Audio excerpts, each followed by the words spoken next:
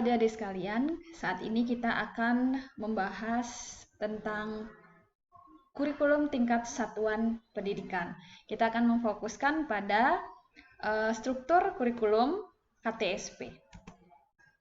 Sebelumnya, kita perlu menelaah tentang landasan dari kurikulum tingkat satuan pendidikan, yaitu Undang-Undang Nomor 20 Tahun 2003 tentang Sistem Pendidikan Nasional yang saat ini masih berlaku sampai dengan Peraturan Menteri Pendidikan Nasional Nomor 24 Tahun 2006 tentang pelaksanaan Permendiknas Nomor 22 Tahun 2006 dan Nomor 23 Tahun 2006.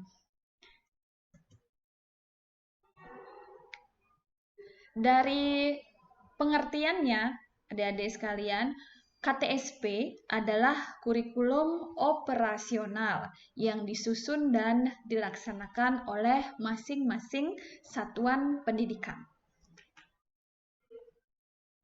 Ada beberapa komponen di dalam kurikulum tingkat satuan pendidikan. Yang pertama adalah tujuan pendidikan sekolah, kemudian struktur dan muatan kurikulum, ada kalender pendidikan, administrasi guru yang berikutnya berupa silabus dan RPP. Di dalam struktur dan muatan kurikulum terkandung mata pelajaran, ada muatan lokal, ada pengembangan diri, beban belajar, ketuntasan belajar, kenaikan kelas dan kelulusan, penjurusan, pendidikan kecakapan hidup, dan pendidikan berbasis keunggulan lokal dan global. Itulah komponen yang ada di dalam kurikulum tingkat satuan pendidikan. Selanjutnya adik-adik, ketika guru akan mengajar di kelas sebagai administrasi ataupun perencanaan yang harus disiapkan oleh guru sebelumnya adalah mengkaji standar kompetensi dan kompetensi dasar yang akan diberikan kepada para siswanya sebagai langkah awal di dalam pengembangan silabus. Langkah-langkah pengembangan silabus dalam kurikulum tingkat satuan pendidikan dimulai dari mengkaji standar kompetensi dan kompetensi dasar, dilanjutkan dengan merumuskan indikator pencapaian kompetensi atau IPK.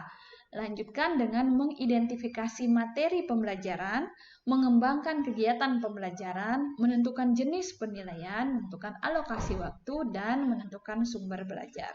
Secara sederhana, nampak seperti dalam layar mekanisme pengembangan silabus yang berlaku pada kurikulum tingkat satuan pendidikan. Dimulai dari analisis standar isi yang memuat standar kompetensi dan kompetensi dasar di setiap mata pelajaran. Nah, standar isi yang memuat standar kompetensi dan kompetensi dasar dijabarkan menjadi indikator-indikator pencapaian kompetensi. Indikator-indikator pencapaian kompetensi inilah yang nantinya mewarnai pembelajaran yang dilakukan oleh guru di kelasnya masing-masing. Indikator ini akan berhubungan dengan materi pembelajaran.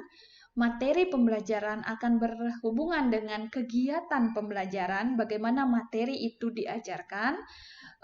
Luas atau sempitnya pembelajaran akan berhubungan dengan alokasi waktu dan sumber belajar, kemudian akan berhubungan juga dengan penilaian pembelajaran. Inilah mekanisme yang harus dilalui oleh guru sebelum menentukan atau mengimplementasikan sebuah pembelajaran di kelas. Dimulai dari analisis standar isi, mengkaji standar kompetensi dan kompetensi dasar, lalu menetapkan indikator-indikator pencapaian kompetensi.